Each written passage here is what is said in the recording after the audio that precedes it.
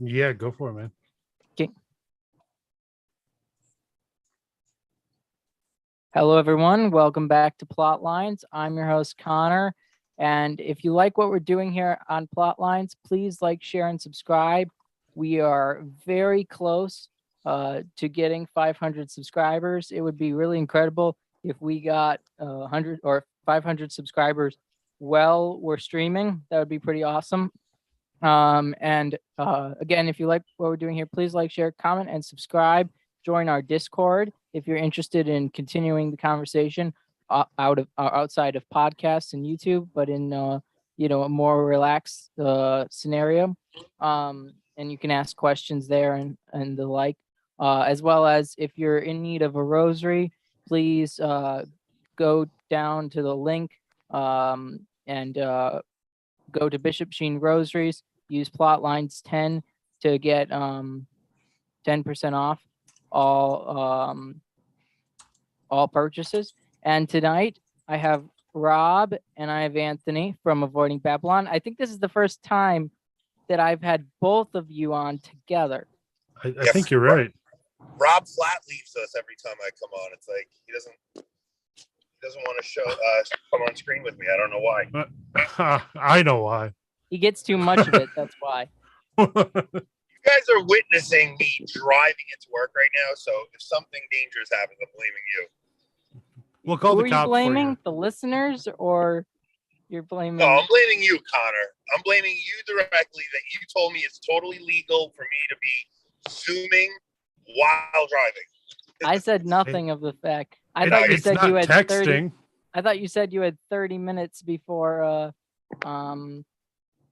in between your appointments or So whatever your job.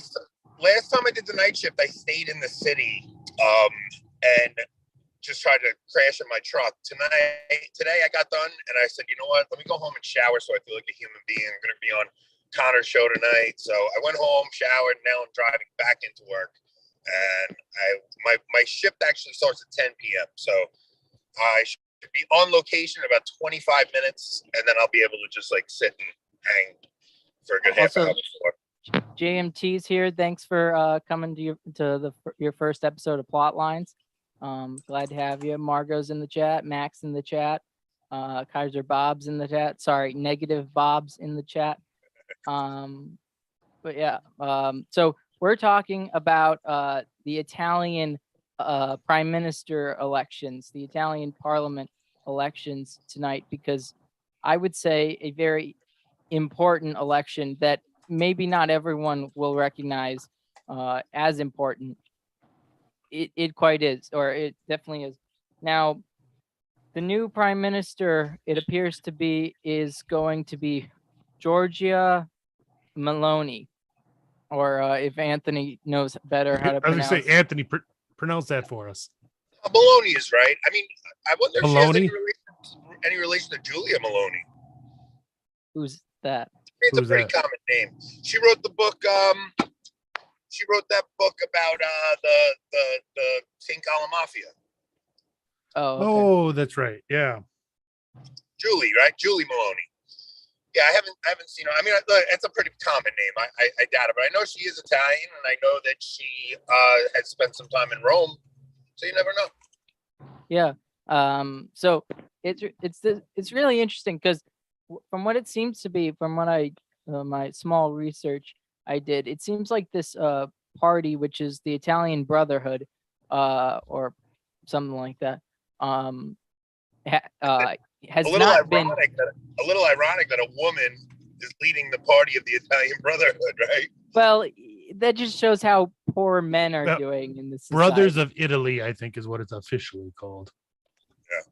Well, it's like I mean, it looks like looks like fraternity, and it looks like Fratelli d'Italia. Yeah, fraternity of I mean, yeah, it really should just be fraternity of Italy. That kind of seems to sum it up. But anyways, it's just really interesting that that this woman's doing this, and that she is seemingly the hardcore traditional sort of politically. I mean, she's pretty moderate for what used to be, the politics of everywhere, basically. She's not like, she doesn't seem that special, actually, after looking at her position. She's just anti immigration, anti-migration, I guess, more so.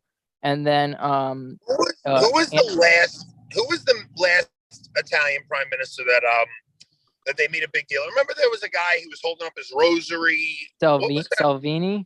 Yes, right. He's leading the party that's second in the conservative coalition, because it's going to be a coalition. So it looks like the left has fractured and the right is working together to win.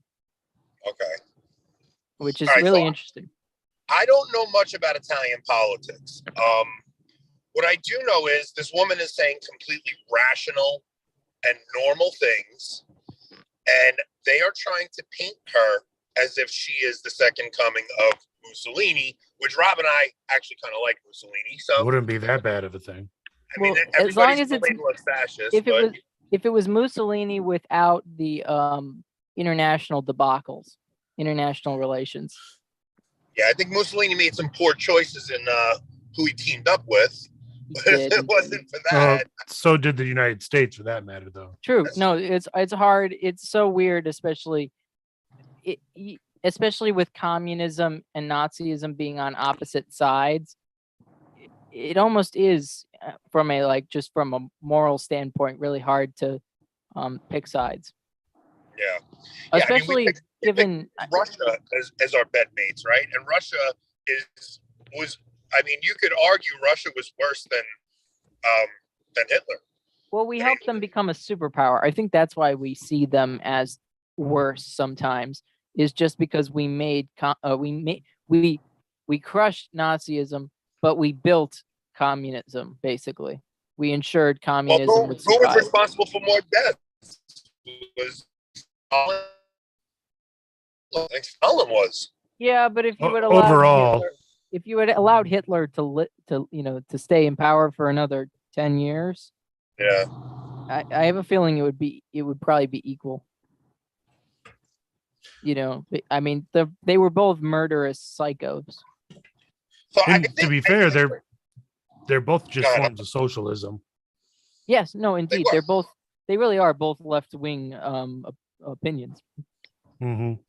I know I always come on and we joke around that I'm the embodiment of chaos, and I like to go to, but on a serious note, you feel like that we're joking about that? No. JMT, why is Mussolini Franco light? JMT saying Mussolini is Franco light, because I would think that Mussolini is, or Franco is Mussolini light. So what I was saying is, on a serious note, we tend to forget that the divide that's going on in America is really a divide going on in the West, right? So it's like the craziness we're dealing with here, because we're America, we kind of take center stage. So you see all the the Antifa protests and the way America is fractured. But this is a fracturing of the West, and you're seeing all of the powers of the globalists. I hate using these terms because it sounds so Alex Jonesy, right? It's like we're gonna say the globalists and things like that, but you really are seeing that. I mean, I saw an article today that said Italy's first female prime minister, women are in danger now. Women's rights are in danger now that Italy has its first female prime minister. It's absolutely insane what they're saying. They're going to come down on this woman with every single thing. They're going to give her every label. You're going to see racist, bigot, xenophobe, this, that. They're just going to try and destroy this woman before she ever gets a chance to do anything. She's going to get the Trump treatment. Okay, and if you're watching right now, please press that like button. We have 8 viewers and we have 5 likes. So but yeah, no, it's definitely a thing that like it has really spread across the West, but even I would say even in the East, in some countries in the East, and the East is just sort of defending itself from Western um uh the West imposing these ideologies onto the East. I think Yeah, we see this in France is Poland called and that Hungary. ideological colonization, right? What? Francis calls that ideological colonization.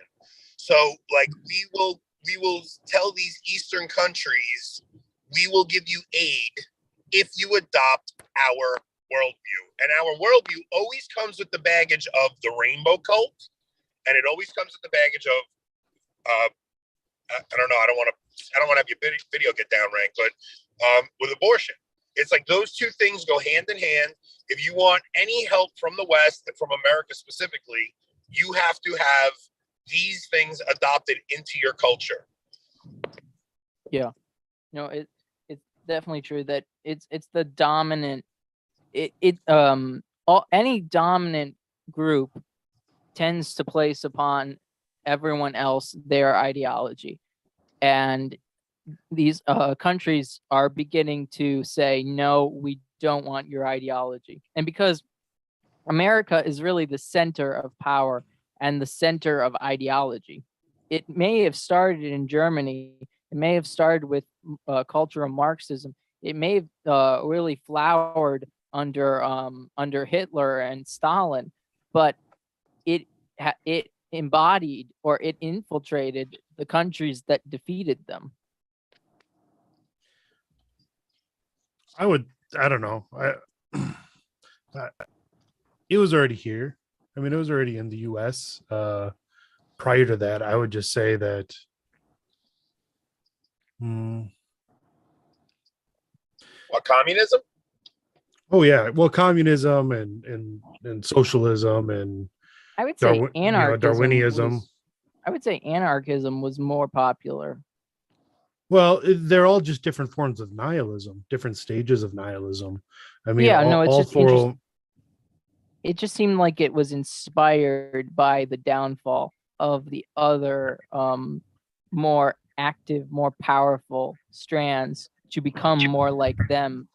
Then they became sort of like anarchism is not as powerful in the United States, even though it was there before communism was powerful, before socialism really took control. In America, there was an anarchist movement. Yeah. Oh yeah. They weren't they bombing things and such? You guys are gonna lose me as I go over the bridge. I have terrible service here. I mean, William McKinley was assassinated. assassinated by an anarchist, Mm-hmm. Yep. and that paved the way for the progressive movement to begin under Roosevelt. Is Anthony with us or no? I'm with you, but I know. Can you even hear me? Yeah. Yeah, Okay, we can hear you fine. I'm going over the bridge, and I know when I go over the bridge, I can't even talk on the phone usually. So I didn't want to have it come in all broken up. Yeah. So I didn't even know that anarchism ever had like a foothold in America. Yeah, I mean the anarcho-communists, but they were very much against Lenin and Stalin when they took power. There was, I mean, the whole Menshevik versus Bolshevik kind of dialectic there within communism. Yeah. Yeah. All basically, what is it? Animal Farm. Yeah. Yeah. It's a good book. I haven't. I should read that again. Yeah, I read it in like 6th grade. All I wanted, but I want to read it again at some point soon. But yeah, no, but this like. It gives so much hope that this Italian prime minister, and I feel like it gives us hope even amongst women to see some sanity restored. And I think the reason it's sometimes seems to be really powerful in women, driving them to be politicians more these days, is because cultural Marxism, progressivism, wokeism, whatever you want to call it, wants to destroy the woman. Can you guys? Am I coming in clear? Yep. Yes. Okay, so Kennedy Hall put out a tweet today saying that I don't remember it off the top of my head, but something like this is a watershed moment, and it's the cracking of the globalist movement in Europe, and that this is actually the beginning of the foundations of reestablishing Christendom. I think that's a stretch, but I understand why he's saying it. I understand the sentiment.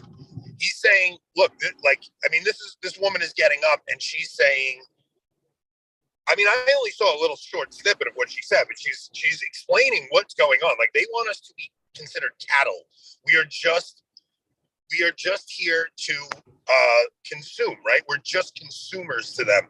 I mean, if you really listen to John Paul II, when he went back to Poland, and after all the struggles Poland went through to defeat communism, and then they wind up becoming just consumers.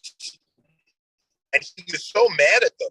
He said, look, you guys fought for your freedom. You finally got it. And look what you're doing. You're turning your back on God. So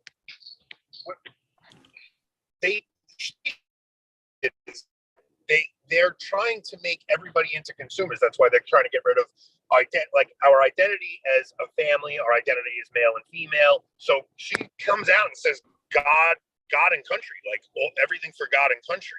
I mean, that is why Kennedy's saying this is a beginning stage of reestablishing Christendom. Now, I think that's a long stretch with the shape of the church right now to say Christendom is going to be reestablished. I mean, Viktor Orban's been saying that for a decade, though, over in Hungary.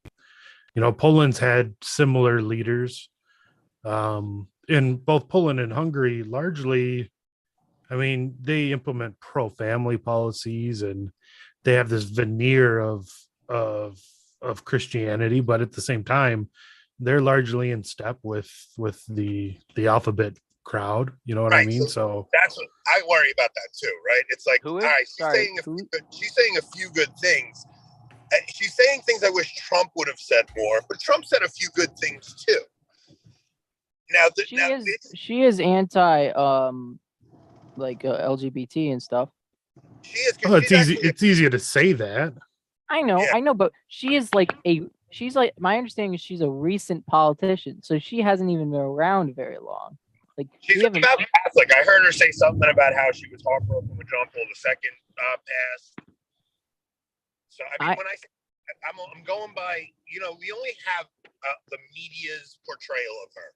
None of us know what she really is, you know. Well, if you look at only the facts versus their in some way, I know Wikipedia is not always great, but if you just look at Wikipedia and the literal oh, she voted for this or she supported that, blah blah blah, instead of the things that she said this, you know, it's much more convincing that she's a good quality politician just based on what she's sort of supported versus what, you know. I don't care about what she said. I care about what she does. She's got nerve and she's standing up against a monster right now. I mean, she's standing up against them. They are going to try and destroy this woman. So, to what Kennedy was saying, I don't think that works in Italy like it does in the U.S. though. What? What do you mean? It's a different standing up. No, the cancel culture. It's not the same in Italy as it is in the United States. You mean you mean cancel culture isn't as strong? I think we're going to see a much quicker and visceral reaction to how far the left has gone in Europe than we will see in the United States. Yeah, but isn't that good? Oh, most definitely. Which is, I'm just saying, the cancel culture, the global media is based in the U.S. It's not going to be as effective in Italy. So that's what I'm wondering. And so we're all seeing, like, you're seeing the New York Times article, you're seeing CNN, you're seeing all these typical U.S. left-wing media outlets saying all these things about her. What are they saying about her in Italy? I don't know.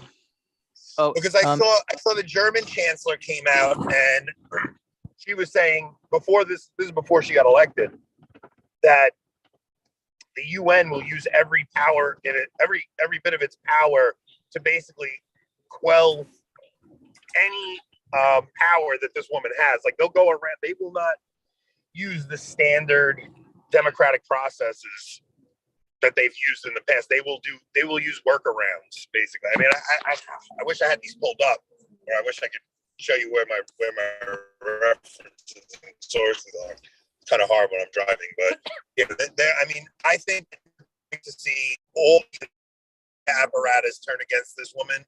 I hope that it's not the same in Europe as it is here, because over here it was devastating what it did to Trump's one term, you know?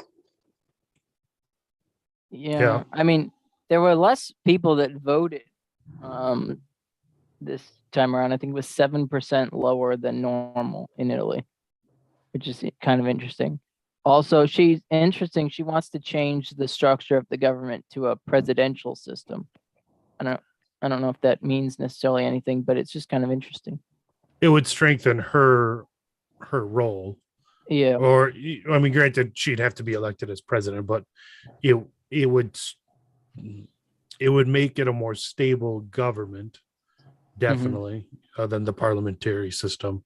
Who knows? So, maybe she's a closet monarchist.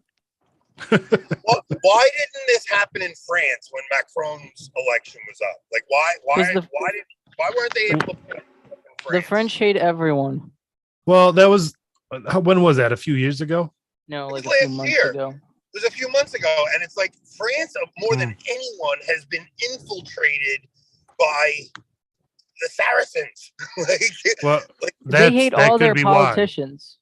That could be why, though, that It's really the population swing could have gone too far in France, where they have a majority vote now. It's really because they hate they yeah. hate their politicians. I swear that's why.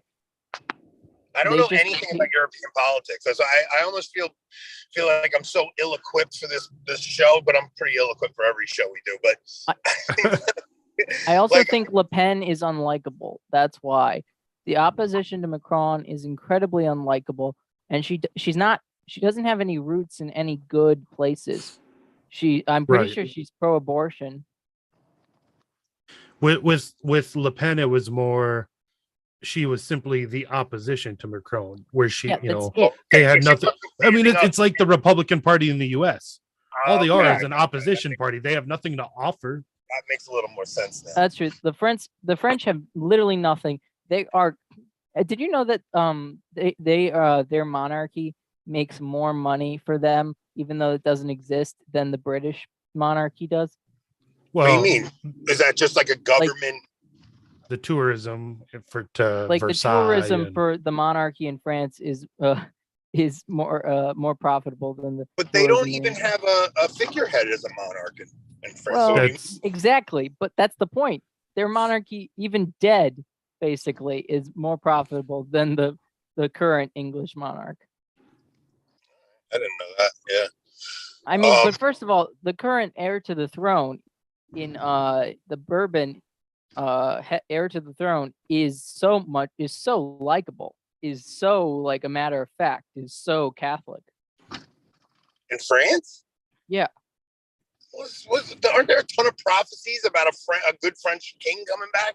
Or Habsburg king. It's either French or Habsburg, or sorry, Bourbon or Habsburg. Man, it's not. Yeah, Louis the 20th. French need to rise up.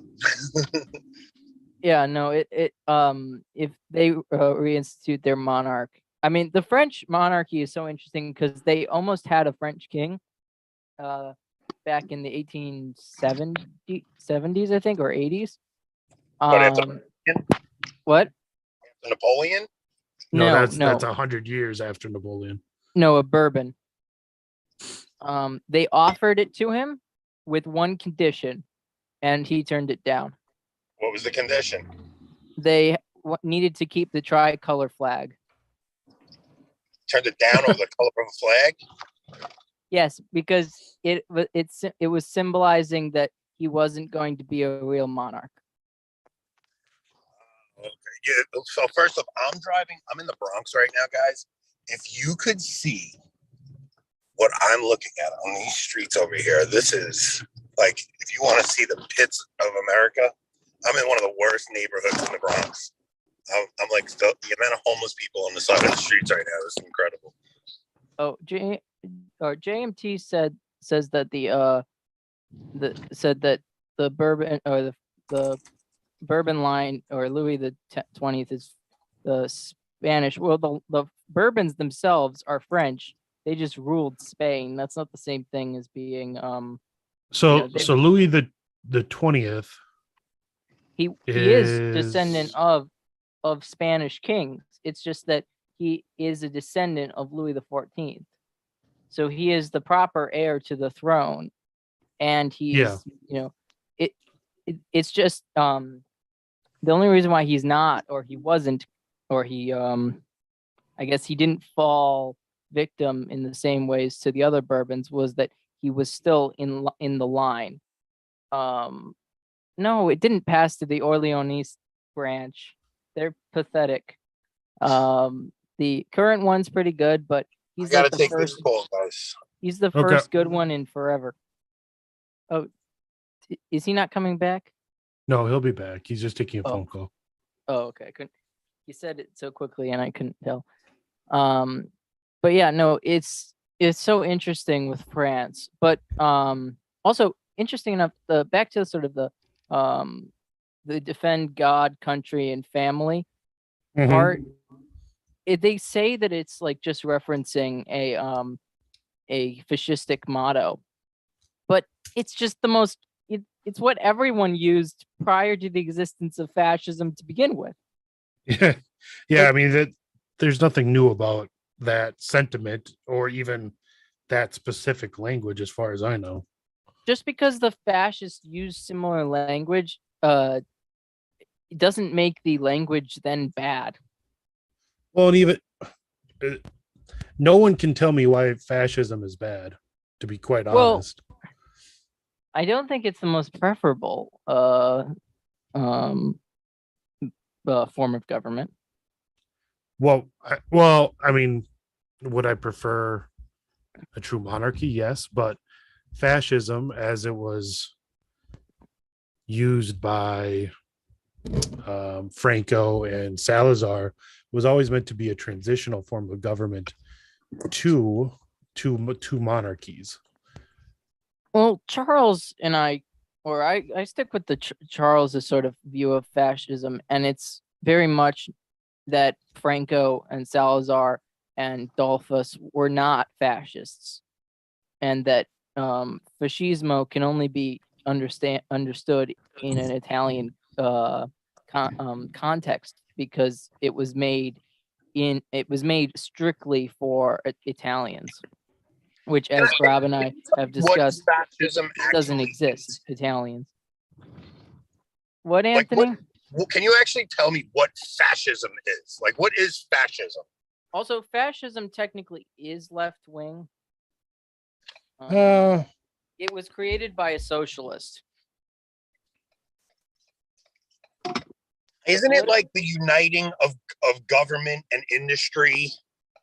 And like Rob was telling me, it's not like anything we're seeing in America, because what I see in America going on is the uniting of government and industry with big tech, right? And you're seeing that with the credit card companies, with everything, like banking, everything is uniting with government on a very left-leaning front. I would say it's putting everything to the preferable stance of the government. So whatever is preferable to the state, that should happen. I'm tempted to take you guys on a walk through the Bronx right now to see what I'm seeing. This is absolutely crazy what I'm looking at. But that's really what fascism is. Franco really, I don't think, was a fascist. I think he was a nationalist. Then corporatism? I think I don't know if he had. I think he was a strictly nationalist. He was trying to do only what was good for what he thought was good for Spain and what would hold Spain together. Because I feel it, but Franco it seems to me he had a mission to make more of Italy, to make Italy the new Roman Empire, and Spain was just trying to survive. Like Spain, like Franco's rule came out of civil war instead of Mussolini, where it came out of sort of just economic problems. If I'm correct on that, I could be wrong about the historical background, but that's my understanding of it. But you do have to look at the economic systems that were developed and used by both, and I mean they are pretty similar, and it's what I guess what I would call the economic system is corporatism, where you have what they called corporations, not in the American sense, but a corporation in that sense was you had three groups. You had the government officials, you had the managers of the industry, and the workers of the industry all had equal representations in what they called that industry's corporation. So, when it would come to mining, you would have the government officials of Department of Mines or whatever. You'd have the owners of the mines, and then the actual miners all would have equal representations in that corporation. So that's what, and so what that really is. Why do they call that far right?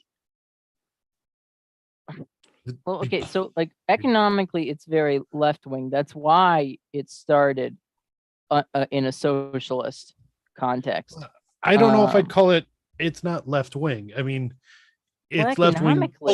Economically, that is left wing, Rob. It's very economically left wing. That is stakeholder capitalism, bro. I would say you guys are thinking of it in an American political sense, in a modernist sense. Okay. What it was an attempt to return to the guild system. But that's what the guilds were. That's what they were trying to do. Yes, but you have to look at what they did, not what they were trying to do. Well, no, I want to know why the ideology is considered far right. What about it is far right? Were they, did for fascism, did race ever enter the equation? Was there ever it was nationalistic, I would imagine, right? It was definitely Italy, Italy was above everybody else. Okay, so it's make Italy great again.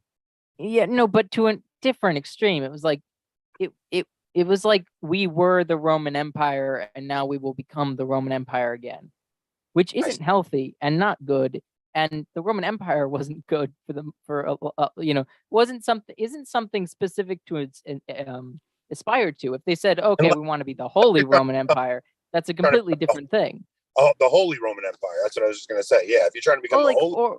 Or we want to be the Byzantine Empire. Like, these are things that are like decent or like worthy of aspiration. But the Roman Empire, if you told me you wanted to bring the Roman Empire as it was run at the height of Rome, but modern, I would say, oh no, that sounds terrible. Yeah. Because if you put modernity with Rome, like with the Roman conquests and stuff, you just have a bloodbath. You're looking at the beast of Revelation. That's exactly that's the predicted beast. It's going to be that the Roman Empire rises again with modern technology. So it's like the Roman Empire, what they would do is to keep people in line is they would crucify people, right? There would be miles of slaves crucified, and that was what they used to keep people in line.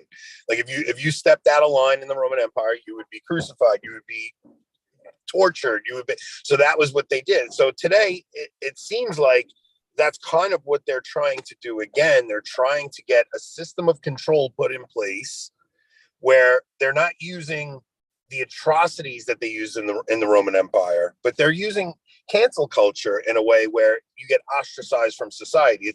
That is kind of the ape of the church. The ape of the church is like you get excommunicated from the system So when you see people getting their bank accounts canceled, when you see people aren't allowed to use, right now it's just, okay, you can't use Uber. Right now it's, okay, you can't use Airbnb, you can't use your banking. But they will have enough control with technology that when they excommunicate you, you will have, unless you have a ton of property in the middle of nowhere that you can hunt, you're going to be in pretty big trouble. Yeah. So what I advocate for, if you wanted to sort of do something guild-esque, you would have you'd need a House of Lords, you'd need a House of Commons, and you need a king.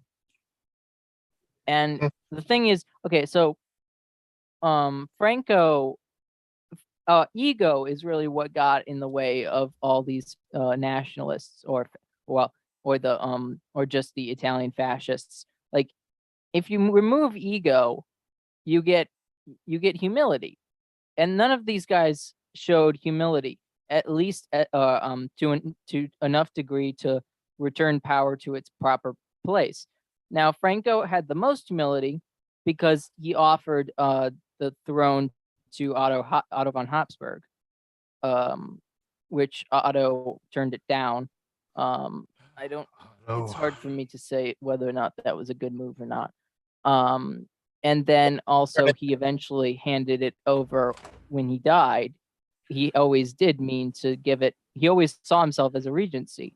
So in some sense, he's not fascism, because he actually had an end in mind. And I don't think Mussolini had a good end in mind. I think Mussolini had no one to turn it over to. Italy's a made-up state. You can't turn it over to. Here we go again with the anti-Italian discrimination from Rob. You're trying to say we don't even exist. Rob, you can't unpeople us. I know what you're trying to do. You're trying to humanize us so that you feel okay about your anti-Italian bigotry. Calm down, Anthony. What I mean is the Kingdom of Italy, as it was united in 1860, was a Masonic state. Mussolini was never going to hand Italy back to. What do you have Victor against Emmanuel. Italians? I don't understand. In this day and age, prejudice against Italians. Oh man, I muted Anthony. Yeah, that's a good idea. Good job. Yeah. His Italian, his pro-Italian rant is getting to me. Anthony, put a thumb up to say that you're done. You know he's going to start again as soon as you. No, I won't. I was trying to bring a little humor to the conversation. Are you telling me we're not humorous? I'm telling you that you had to rein me in. I can't have an episode go without you guys having to mute me. I need to get it muted at least once an episode. It's funny. I've never muted anyone. I'm going to cut that clip out and I'm going to put that up later. You should. Yeah. You should. That would go great on as a short or something. Who's going to kill Rob? Oh, Anthony, you're going to kill Rob. Rob and I, look. Margot thinks you're going to kill him. There's a little bit of this tension there because Rob is English ancestry and they've always been wannabe Roman Empire guys, like he's just a little jealous. That's all. He's not wrong with the British Empire. I'm only a quarter English and like half German, so specifically half Bavarian and Austrian. Ooh. Are you getting pulled over right now? No, there's just always sirens. That'd be hilarious. That would be hilarious. Bro, I know you guys keep like brushing it off. I'm working on this block and it looks like it's like 2 p.m. There's so many people out. Like I cannot believe how many people are. It's almost 10 at night and there's like gangs on the corners and I'm very not happy about this location tonight. Negative Bob said that there was a king at the time. It's not this is what I mean by Mussolini was just trying to survive. And yes, he could have handed back the keys to Pius XII. That would have been amazing. Could you imagine if he just he was like, Pius XII, here's your kingdom or your kingdom back, but like it's all of Italy, the Papal States again. No, just like literally, Italy is the Papal States. So maybe the entire peninsula. Just say, here you go. These are the Papal States. That would have been awesome. But like with Pius XII, that would have been amazing. Yeah, except that it would have gone down to Paul VI, right?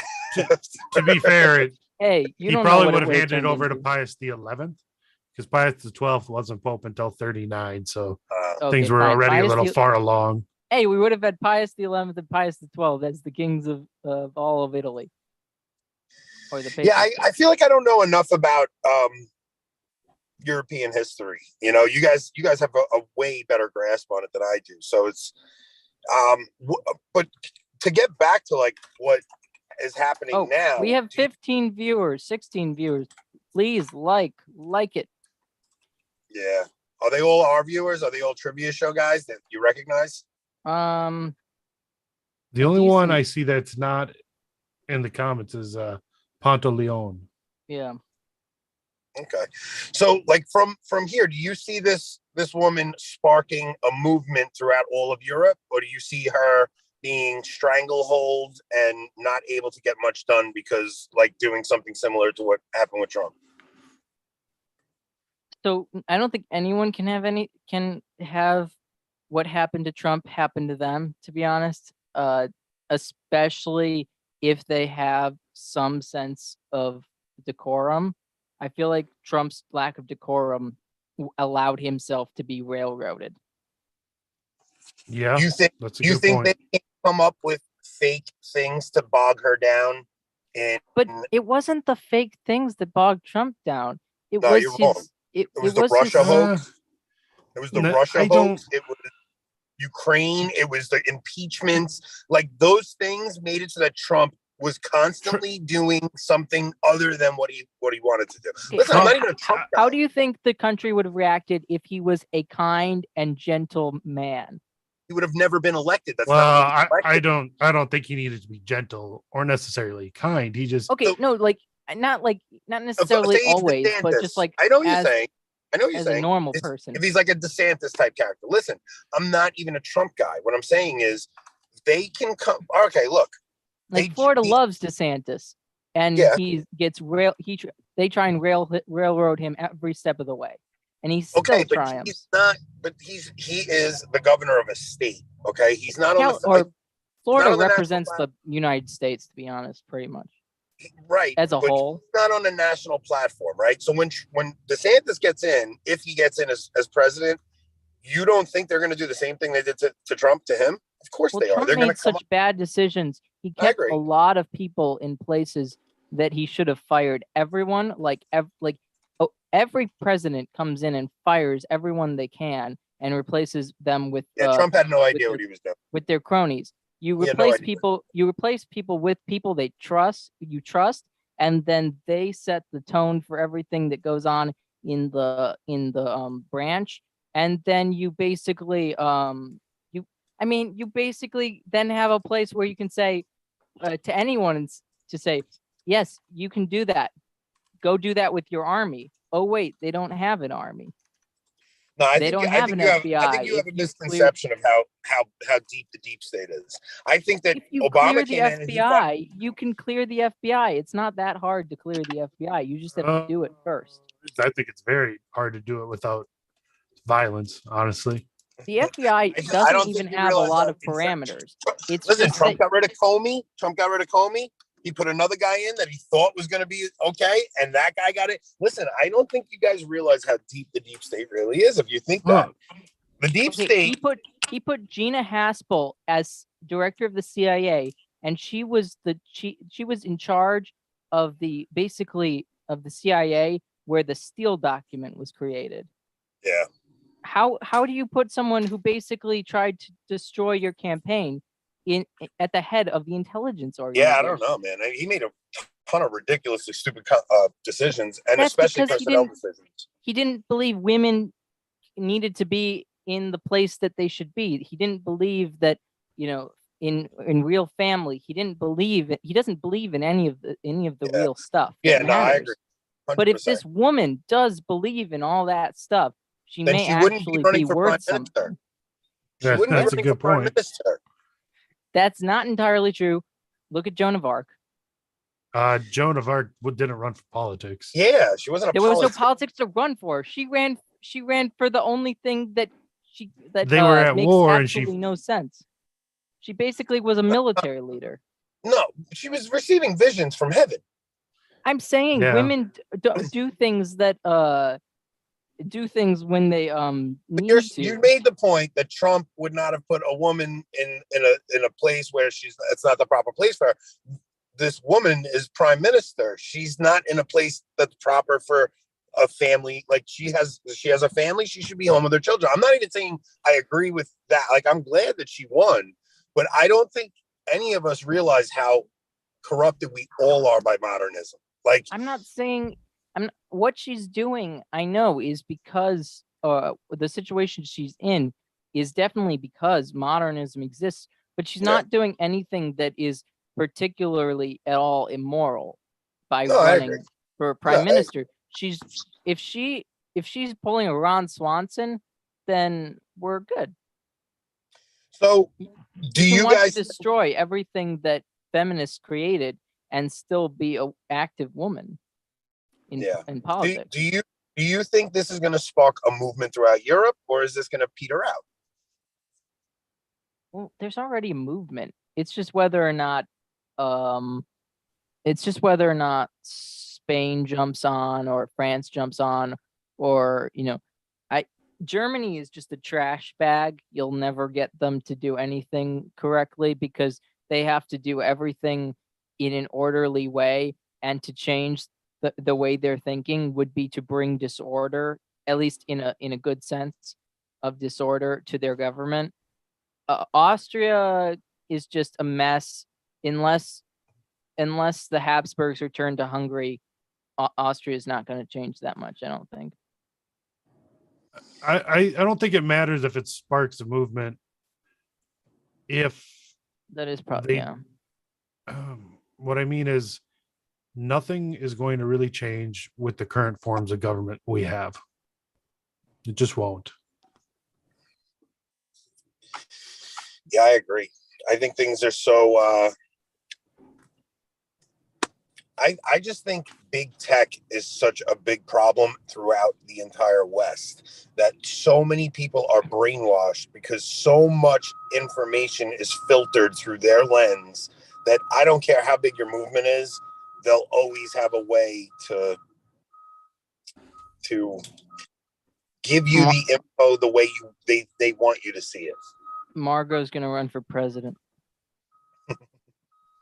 And I think we also need to stop looking at Europe from the American lens, because the reason why this woman was elected is because of the migrant issue in Europe. And we say we have a migrant issue here in the US. And I mean, don't get me wrong, an open border isn't good, but if you look at the numbers in proportion to the population, as well as who's coming over, it's entirely different in Europe. I mean, they have military age, right? Like it's military age Muslim men pouring into Europe. Yes.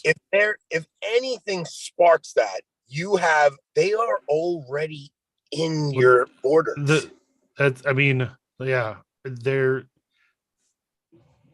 If this truly does spark something, it is going to be violent. It is going to be a violent reaction. It probably will start small. The violence will probably start small from the Europeans, but then the reaction from the Muslims there it's going to spiral. It is going to spiral into, honestly, racial violence, most likely. So we look at America. It wouldn't be racial violence, but yeah, it would. No, I just mean they're not. I mean, not all of these migrants. I mean, a lot of them are Arabic. Well, a lot African and Arab. Well, yes. Arab's not a different race. That's just what I mean. All right, guys, I gotta hop off and I gotta get to work. I'm sorry, you guys, to close out that. Oh, what'd I do? Am I still there? You're still here. Sorry, I gotta go, guys. But yeah, I think before I jump off, I think if you're looking at these military age Muslim guys in that country, like, okay, so if you're going to have a civil war in America, it's not going to be if a Democrat gets in. It's going to be if a DeSantis or a Trump gets reelected. I'm worried that her getting in there is going to be the Kindle that's that's going to spark something over there, and you may see some kind of fulfillment of Fatima type situation. Maybe. That's Also, that's Anthony, advertise our review show before you go, because not enough people have watched it. what, the Lord of the Rings one? Yeah. Oh, all right. What do you mean by advertising? Like right now? Yeah. I mean, I could retweet it and stuff. I mean, I had fun doing it. I thought it was great. I think a big part of the problem with that, Connor, is that people aren't into the Lord of the Rings show. I don't think that's not an issue of promotion and stuff. I just don't think enough people are into that show. Well, a decent amount of people watched the previous ones. Just this one is the only one that hasn't gotten that much. It's Anthony's fault. It's me. Yeah, I'm a terrible guest. You just must not have shared it very well. Or people really did finally jump off. That might be true, but people like listening to terrible, like people like listening to things that talk about terrible things. So I don't know if that's true. They hate watch. If hate watching was a thing, they'd all watch that episode of us. Yeah, exactly. That's what I'm saying. So if you hate the Rings of Power, watch Anthony and I and Darren review the Rings of Power. So I'll tell you, you guys taught me a lot about the backstory of the Lord of the Rings. So I watched that episode alone without my wife, and then my wife, I watched it with her again because I wanted to make sure I was able to do the review show with you. And when I rewatched it with my wife, I'm pausing it every 3 seconds. I'm like, okay, this guy, the backstory on him, and I just kept giving all the info you guys told us about. It was pretty. She's like, oh my gosh, you're so annoying. Gotcha. But no, guys, I really do have to fly, man. Connor, thank you for having me on, man. You're always so Thanks, gracious. Anthony. And I will see you on Wednesday, right? You coming on with us? Well, I'll be on the trivia show on Wednesday. All right, Rob, I'll talk to you later. Yeah, see Anthony. Bye, guys. But yeah, so Melanie, or what is it? Maloney. She could be faking all the stuff. She could just be saying all the right things. That's true. She's into Tolkien, so that makes sense for what we just talked about. In Chesterton, yeah. Yeah, and Chesterton, and she quoted St. Francis of Assisi. Like, these things, like, yes, maybe we shouldn't put all our hopes into this one Italian candidate, but it's more impressive that it looks like the right-wing part of the parties got like 60% of the vote in Italy. I don't know if that's a huge change, but that seems to be impressive to me. It's definitely good for Italy. I mean, Italy had some terrible, pandemic restrictions, and not that, I mean, it seems like all politicians everywhere were involved or supportive of it, at least at the beginning, at least until people started to be against it, right? So it's hard to say, but I mean, it's definitely a step in the right direction for Italy. I think maybe we're all reading too much into it for our situation here in America. I think the two are entirely separate and that we shouldn't conflate or equate the two. Mm-hmm. Could it, it could be a sign for the European situation in general, because they are so similar, not so much in nationality, but they're so tied together, economically and politically inside the European Union, that it could be a bellwether of things to come in France potentially, or Spain. I think Eastern Europe is even further to the right. I think that's pretty clear in Hungary and Poland, and so it could be a good thing. I just think it means little to nothing for us here in the United States. Yeah, no, for us it probably does. You make me depressed. Rob. Well, no. I mean, like I said, it's good for Italy, and we should be happy for Italy and the Italians. But I think it'd be good for the church. Of course, yeah. Which could eventually be good for us. I don't know if I see it really changing anything for the church. Well, the Italian unless it gets Italians back to mass, right? Well, yeah, but like the Italian hierarchy is quite powerful in the church. So if maybe there is a change in the Italian hierarchy because their people are changing too, I mean, that will take a bit to Right. change. I was going to say but- that's going to be 20, 30, 40 years down the line. But yeah, okay, no, but that's still good for us 20, 40 years down yes, the line. you're very, yeah. Like You're that. you're absolutely correct. We should be looking long term, because as Catholics we are long term thinkers. Yeah. I mean, I think actually one of the big problems with the sort of post World War II thinking Catholics were they thought way too short term. They thought, Mhm. okay, we're going to get something of a Catholic Europe back, and we're going to make the European Union like that. I mean, there were a lot of Catholics. I mean, the people that the people that created the idea for the European Union were mostly Catholics, and they wanted Catholic ideas into the European Union. But Well, also the Habsburgs were actually fairly involved in it too. And they exactly. still are to this day. But they thought way too short term. They didn't. This was thinking of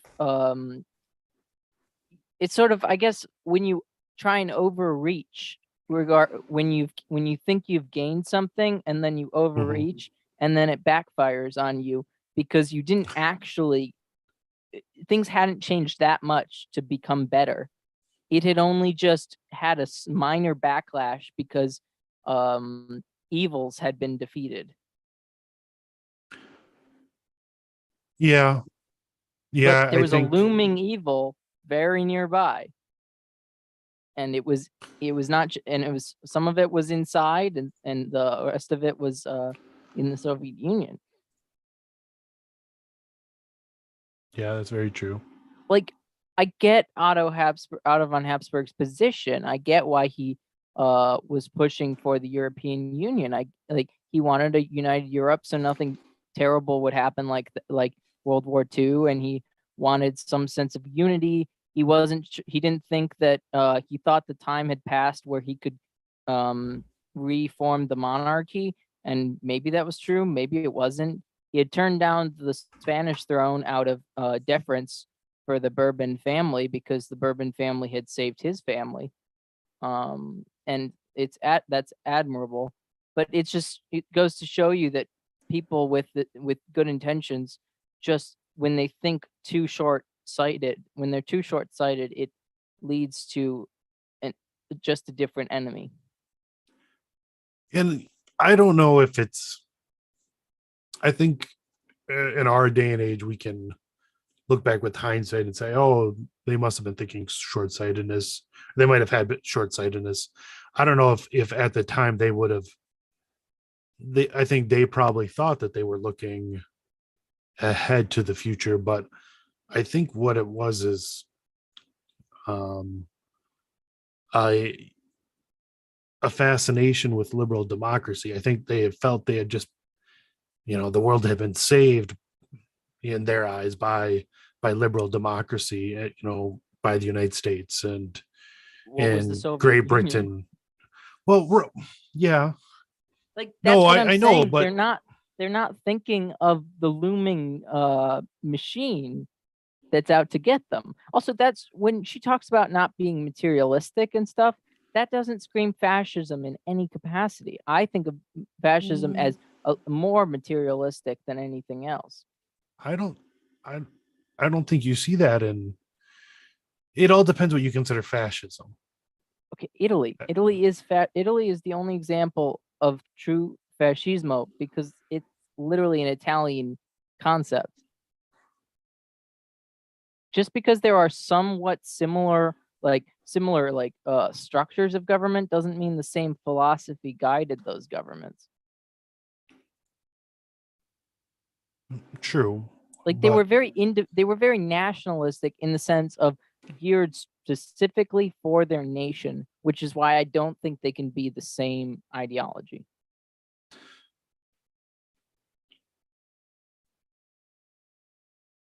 I mean, if you want to define fascism strictly to Mussolini's Italy, yeah, I can see where maybe you would see it as materialist in some sense. It definitely, I mean, Mussolini's Catholicism was nominal at very best, right? Yeah. But I don't see fascism nearly as materialist as I do National Socialism or Leninist, Stalinist communism, or even American democracy. Yeah, well, of course you're going to see more materialistic in that if because at least fascism believed in something more than just what can be seen. Right. They had some concept of spirit. Nazism and the Soviet Union and American liberal democracy doesn't have any understanding of anything spiritual. No, not at all. And that doesn't mean there can't be people with spiritual like leanings in the American government or American politics. It's just that at the heart of the government itself, it has nothing to do with anything driving you to heaven. So like, I'm thinking of the Daily Wire kind of thing. They talk spiritually in different ways. You got Ben Shapiro, the Orthodox Jew. You've got Andrew Klavan, the Anglican, but not really an Anglican, whatever he is. That's basically how you describe Anglicans, though, these days. I know, but he like doesn't want to be an Anglican. Fair enough. And then you've got the Matt Walsh, who's kind of the it's so weird because I think sometimes his politics are stronger than Michael's are, but he's more of a conservative Catholic. And then you got Michael Knowles, who's the more traditional Catholic. But I think that's more temperament, not because of belief system. At least that's how I would assume based on the two of them. I mean, I definitely am more familiar with Matt's content than Michael's. Maybe that's I'm just actually because the other way around. I don't know why, but from what I can tell, you're right. Matt's politics seem more traditional, traditionally minded. Mm-hmm. I don't know much of Michael's politics. The most I've ever seen of Michael, honestly, and Margot, I'm sorry, but the most I've ever seen of Michael was in Mass of the Ages. So, I mean, I know he's conservative in the American sense since he's on Daily Wire, but other than that, I don't know much about him. Margot, can you expound on the whole Matt is Catholic but isn't vocal about his Catholicism? Because I don't know. The fact that I know he's Catholic, I feel like he's still relatively vocal. But I think she may in. I know. I'm sorry, Margot. I think wait. she What might did you mean even that. say? Oh, I don't know anything about Michael other than Mass of the Ages. Oh, But yeah, Matt's focused on social issues. That's why I would think that he'd be. That's why it seems like his politics are.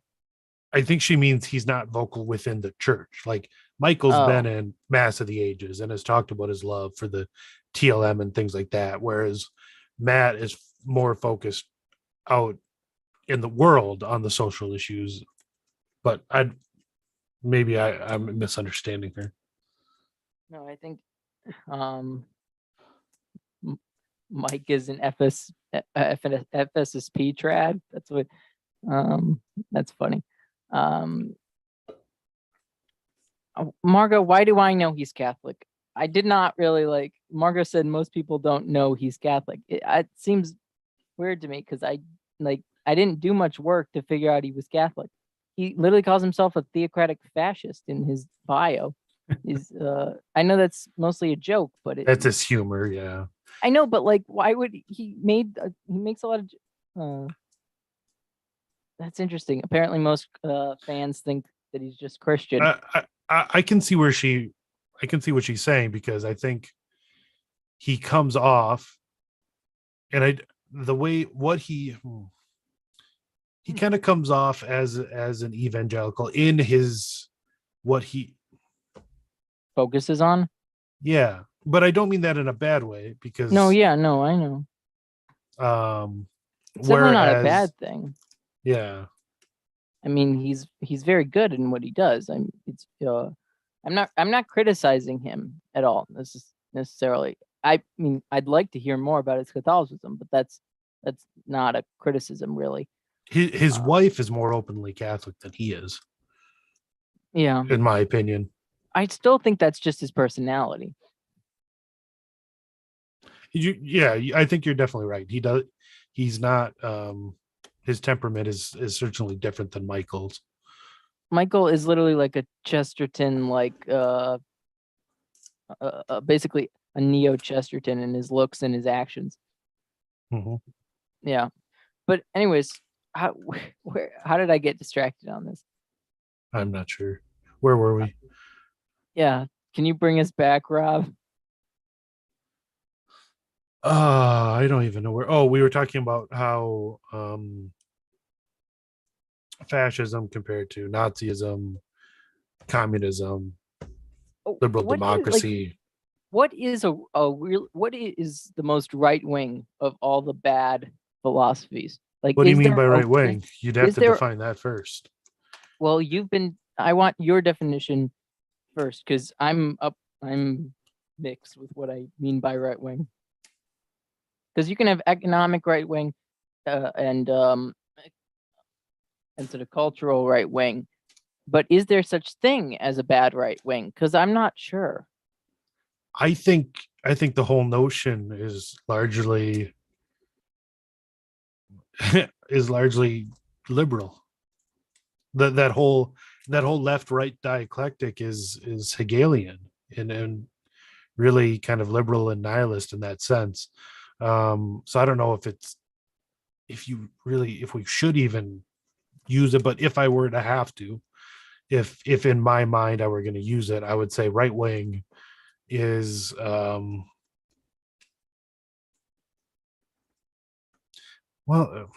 like I said, I don't like using it because I would say right wing if you're talking about conservatism versus liberalism, with conservatism truly being I don't even like the word conservative. Well, because of how Americans use it, right? But no, because it's an English, it's a Protestant. The term comes from Protestant nations. There aren't Catholic nations don't have conservative. They don't have conservative politics. They don't have conservative parties. They have Christian something parties usually. Well, so does Germany. Yes, but that's because Germany has more Catholic roots in its politics than it does in I would say that's no, because they need the Bavarians. Right, but Bavaria and maybe like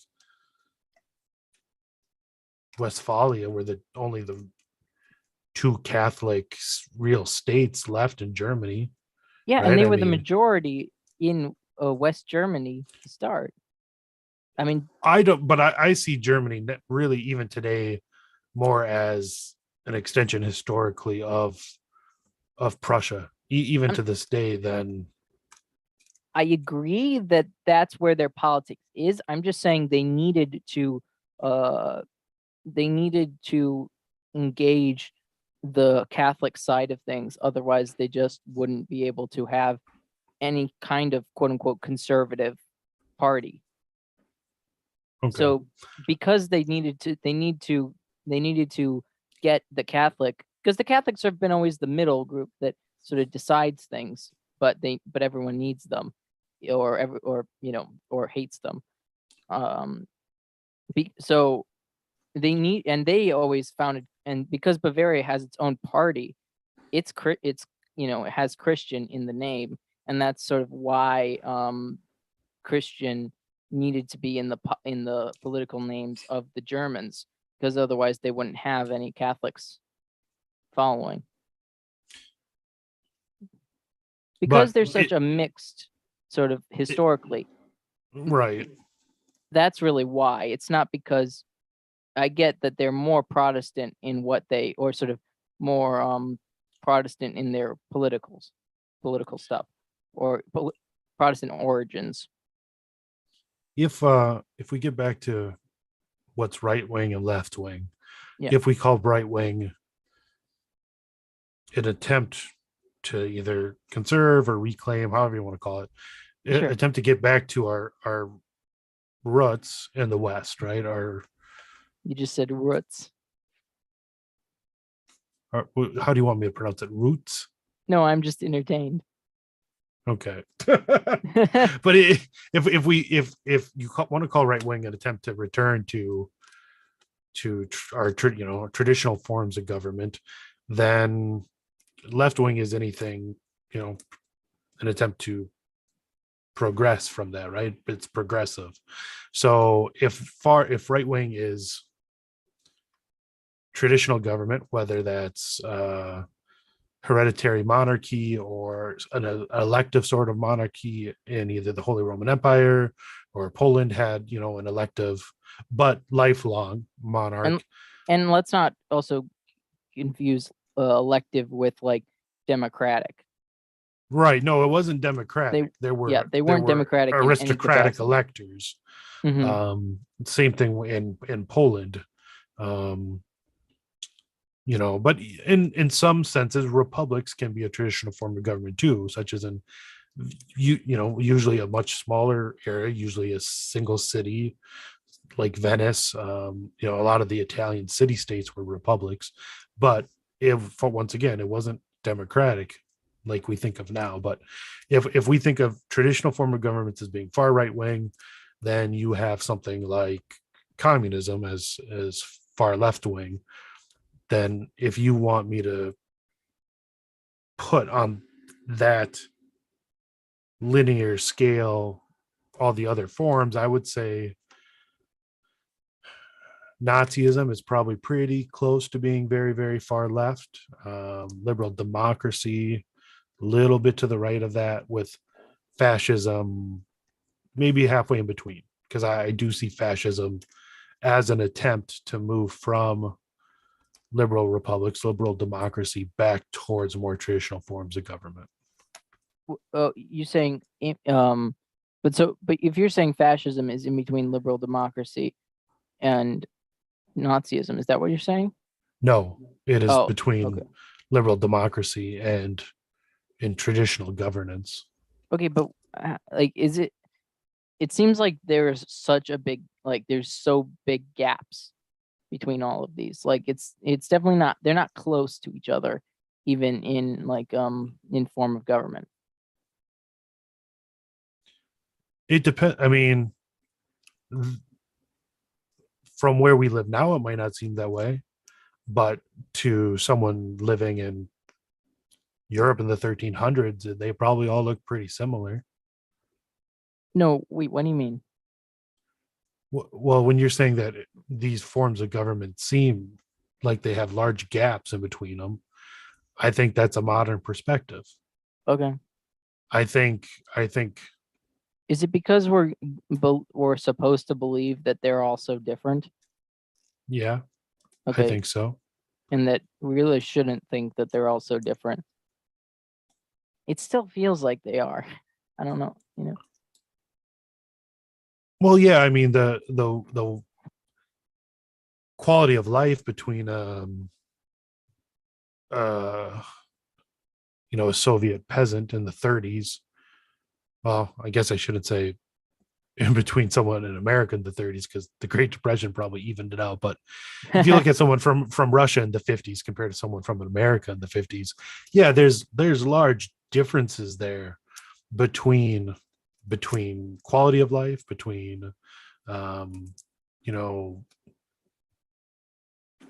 economics, between being able to vote. Sure, those are all different, but is how does it compare to how someone lived in the worldview that they had under under a monarchy, under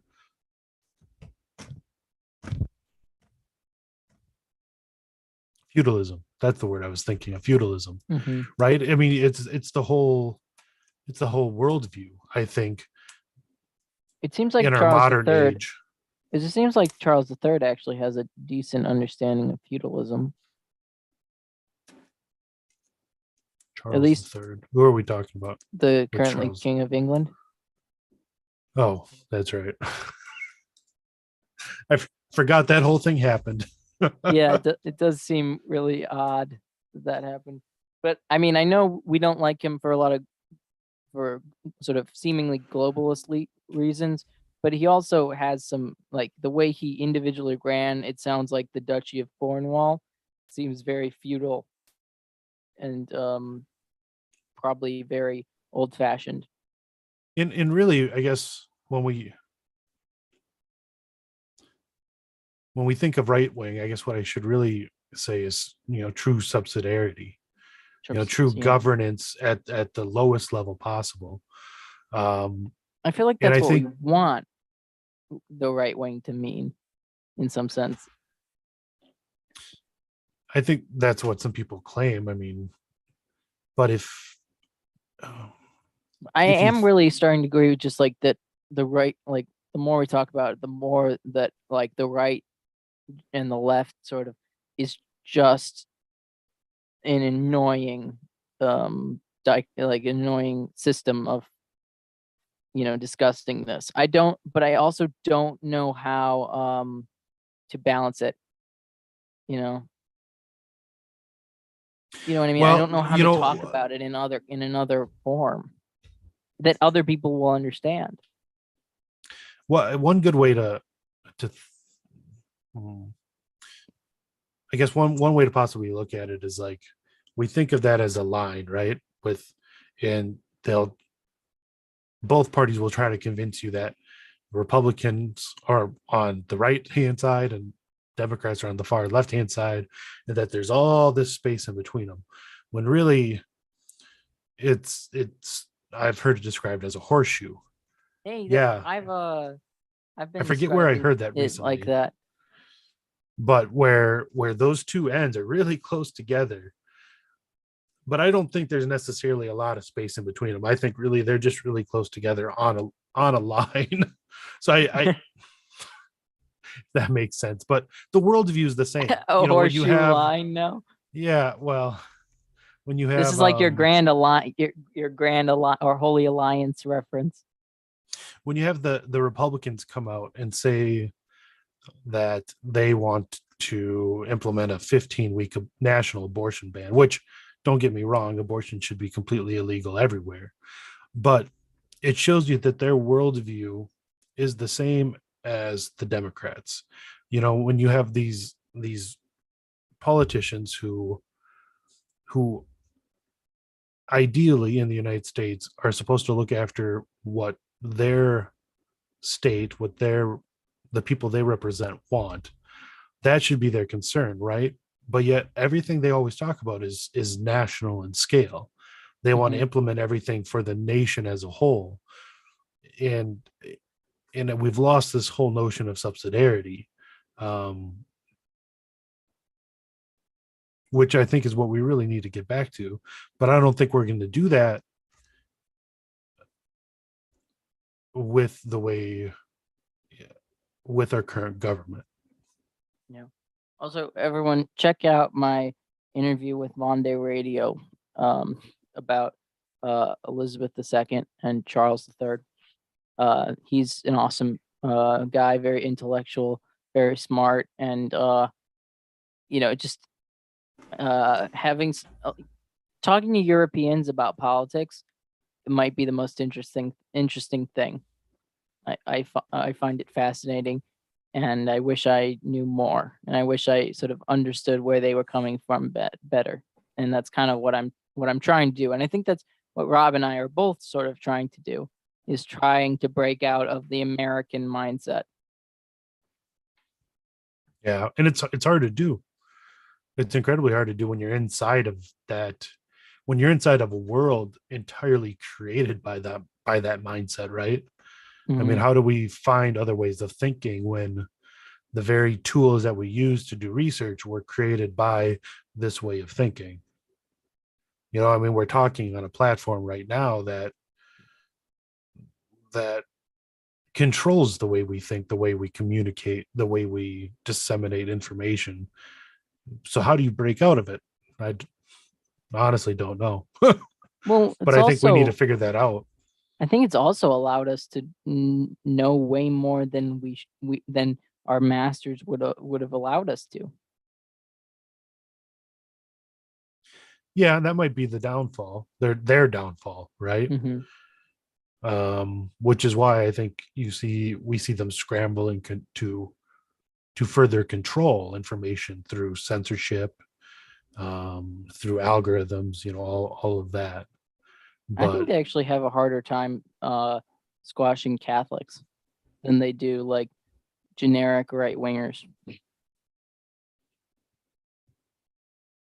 how so? I think they're confused by us in some ways. Right, because I think, well,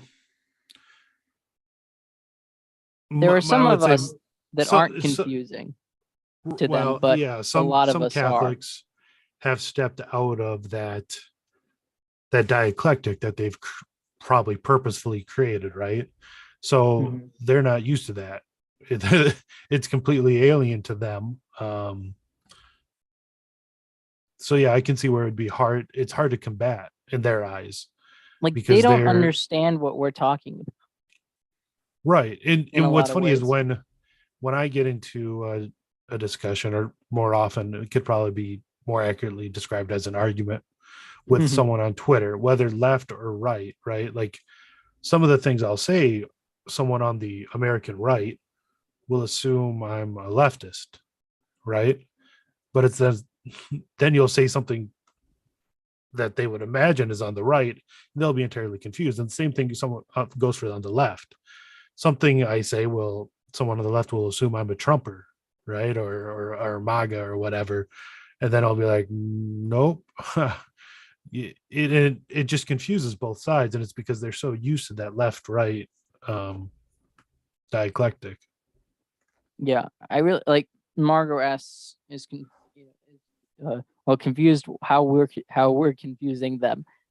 It's because a lot of us don't speak in the same manner that the Michael Knowleses, the Matt Walshes, the Ben Shapiros, the Andrew Clavens, the way they talk, the issues they always emphasize on a sort of daily basis don't always hit the same way that we express them. And people are just way like progressives don't understand Catholicism because they went to Catholic school in some ways. Like they're so confused about what Catholicism is that they're confused that and what we are. I would say one good example is Margot, you can't be confused as a leftist because you're you're not in that strictly Catholic dialectic.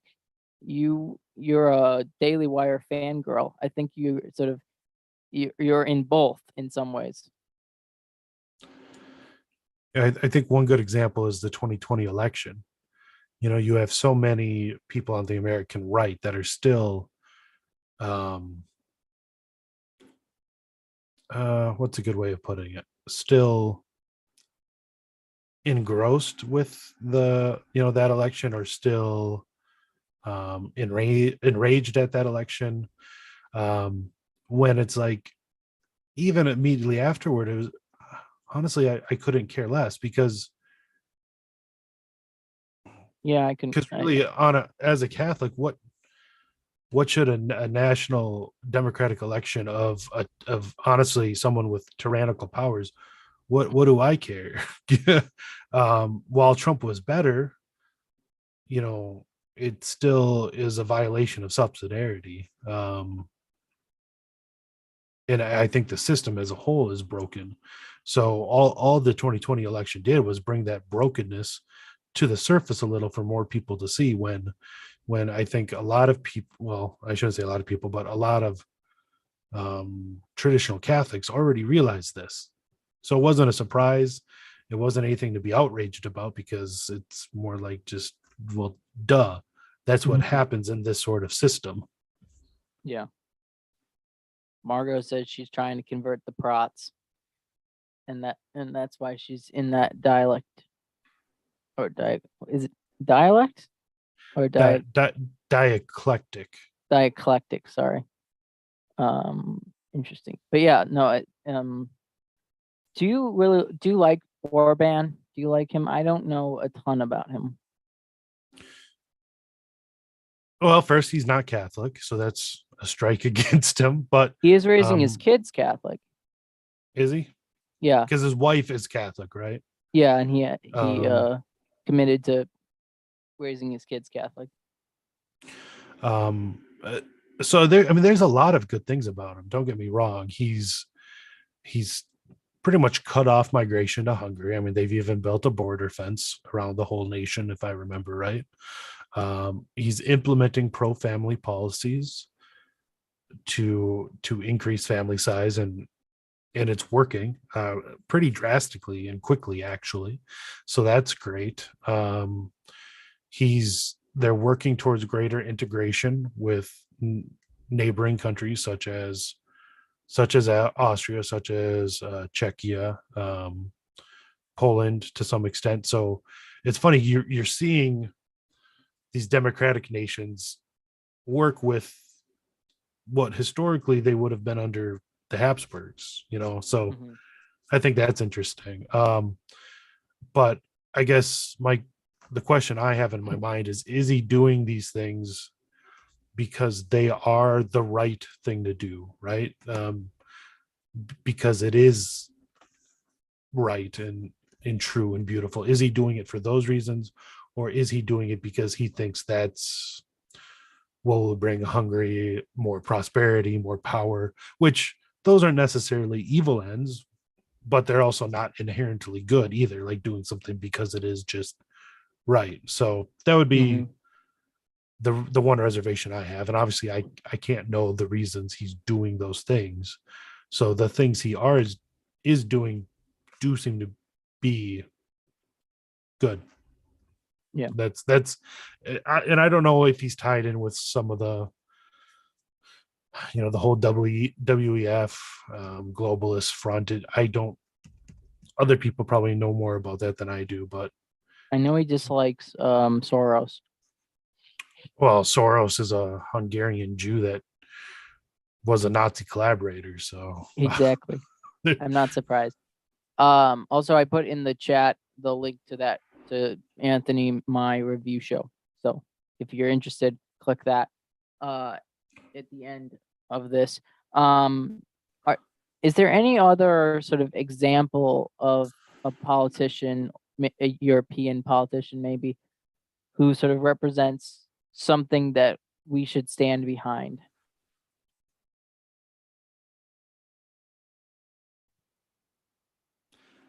I'm not familiar enough with European because at this point they would be probably a minority party leader, right? Because I don't think there's any other.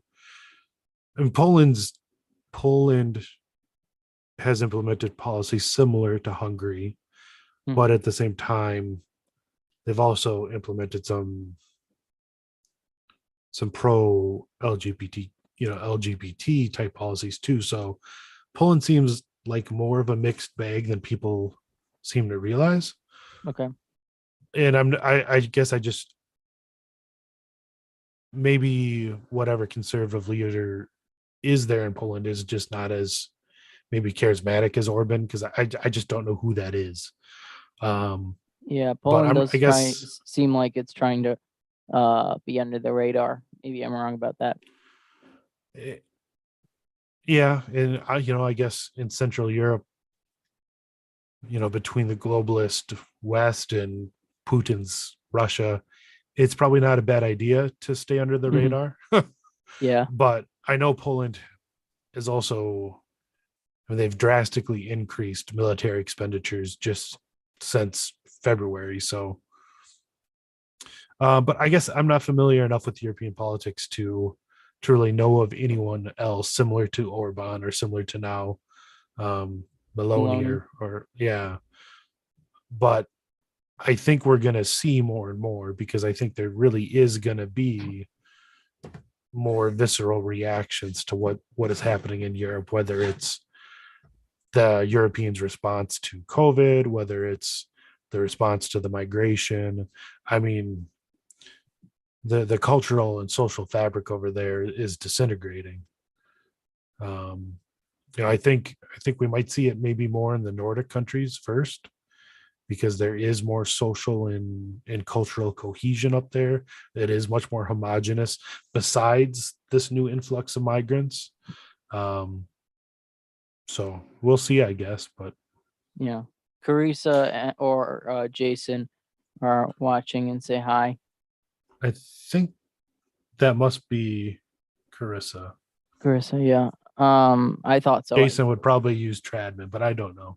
That's what I thought, but I feel like they've been inconsistent with that. But Anyways, whichever one of you it is, hello. yes. Really wish Spain with a monarch. I mean, if they because they could really slide back into something really good if they wanted to. I guess I'm not familiar enough with if it's a constitutional figurehead, kind of like England is, or if the Spanish monarch does have more power and authority. I think they made it like England, but my point more is that it is a Catholic. It's originally a Catholic country, so it has the potential to there's not a hiccup with the whole. There's not a hiccup with the fact that in England you can't have a Catholic monarch. Yeah, that's a good point. But in Spain, they could change it. They don't governments can change if they want to, if there's enough support to do so. So I don't know. I think with Spain, not only do you have the issues of Mohammedan migration, but you also have the Catalan independence movement, the Basque independent movement. So I think there's some underlying issues that could be rear their head. That was Franco's big mistake. He made that exist, I think, for the most part. The Catalonian independence movement. He just kind of was, he was just unnecessarily vindictive to the Catalonians. I get that they were the place where his the people disagree. They were basically one of the biggest pro-Republican government at the time. So I understand why that happened. It's just, again, I don't think it was very I think it was very short-term focused. Yeah. I can understand that. Like, you shouldn't inhibit people from being, I don't know, being proud of where they came from, or you shouldn't inhibit them from thinking of themselves as they should think of themselves, really, just because they have insulted you previously. Jason says Carissa is dancing around the house saying she got a shout out. So whatever we do, let's not give Jason a shout out. Don't say hi to him. Well, he wouldn't come on, so. No, you're right though. Franco's problem was that he was too nationalist in the sense that he seemed to forget Spain was a union of different peoples, right? Yeah. It was a union of Catalonia, of Aragon, of Navarre, of I'm forgetting the big one, aren't I? Wait, what'd you say? Castile, Aragon? No, Castile. Yeah, I forgot Castile. That's the biggest one. It's the biggest one, right? And Granada. Right.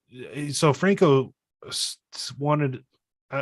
seemed to subjugate all of that under Spain, whereas Spain traditionally was, I mean, it even became a union of the peoples in America, you know, and that was Spain's strength, was that everyone could be equal under the Spanish crown, but they didn't have to be ethnically Spanish. They could be culturally Spanish and religiously Spanish. And they didn't have to be. They didn't have to follow the strict laws of one Right. They could have central their government. own laws.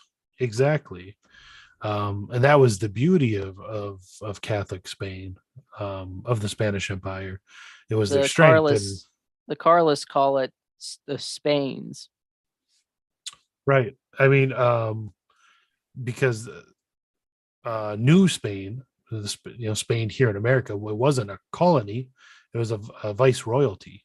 They had a viceroy who ruled in the name of the king, but it wasn't a colony like England. It wasn't a subject nation or people. Yeah. Well, I mean, the Stuarts still tried to rule the colonies in a similar way, but every time they lost, they lost even, it became more under sort of British government, and then that, basically was a catalyst for a revolution. Yeah. So all of this is really, you're really bringing me on to it's all subsidiarity. Well, that's just really the Catholic viewpoint. I mean, then that was the strength of Austria under the Habsburgs too, right? I mean, not they weren't as that branch of the Habsburgs weren't always as good of it as the Spanish side, especially in the Balkans. But under their good emperors like Franz Joseph and Karl, of course, they saw their peoples as as individual peoples with individual needs, and that's why the Austrian Emperor of Austria was united with the King of Hungary, united with the King of Croatia. They were separate crowns, just under the same person. The King of Bohemia. No, I mean, they tried, but they didn't go far enough, probably. I mean, Blessed Karl wanted to make it more what we're talking about. Yeah, him and Franz Ferdinand. And Franz Ferdinand, yeah, they wanted to federal, especially for Franz Ferdinand. Karl, I think, was too busy with the war, of course, but they wanted to federalize the. He definitely took a empire. mix. He took a mixed view between his, is it granduncle and his uncle. Mm-hmm. And not to mention, but Franz Ferdinand, one of the big reasons why he was assassinated, and this is not well known, is that he was so well liked amongst the Slavs that the Slav nationalists needed to kill him. Otherwise, their Slavic nationalism would have never gone anywhere. Yeah, that's such a misconception. People, the comments I had on the tweet, my tweet earlier the last couple of days about Blessed Karl, people seem to think that somehow it was the assassination of Franz Ferdinand was justified. Whether it was because they just assumed the assassination of every monarch is justified, or that every monarch is a tyrant, or that specifically Austria-Hungary ruled all these separate people in the Balkans, as tyrants. I don't know, but the peoples of Austria-Hungary loved Franz Joseph, loved Franz Ferdinand, and loved Blessed Karl. Mm-hmm. I mean, and it was such a small group of radicals, whether they were nationalists or later socialists and communists, that really caused the whole empire to unravel. Yeah. Margot, is that a complaint? Just curious. And then, but yeah, no, it's that whole relationship, that whole sort of understanding of just assuming that these monarchs, because they basically, this idea that FDR had or not FDR, Woodrow Wilson had determined was necessary, and that was national independence. Everybody needed to be a part of their own nation, and that that would be the only way everyone was happy. I don't get why anyone let an American make that decision for anyone. It makes zero sense. Money. Americans aren't that way in of themselves. There's no real nation to the United States. Right. Yeah, we're not a nation in the traditional sense. We're not one people, we're getting to be one people, one cult, not in a good sense. Don't get me wrong. Yeah, well, one culture taking various peoples and making them into one culture is incredibly dangerous, because you don't get anything that is natural. Right. And what Matt you would Walsh call... contacted Jason. No, don't believe that. I don't believe that for 1 second. Margot, if Jason got contacted by Matt Walsh, ask Michael Knowles to contact me. That would be better. Yeah, Margot doesn't even believe Jason right now. Yeah, this seems like a hoax. This is like Jesse Smollett all over again. I don't know if it's just like that. I know, but I just wanted to say that. What's Americans? I think he's saying that's you were giving off that vibe of like, Americans don't know anything. Oh, Americans. Wait, was that the purpose of that name? Oh, okay, never mind. Yeah, okay. Jason was just making that up. Yeah, I knew he was. Yeah, I kind of knew he was too, but if he can get Walsh, who knows who we could get. Margot, I'm cooler than Jason. There's no line. I'm at the head. This is ridiculous. Margot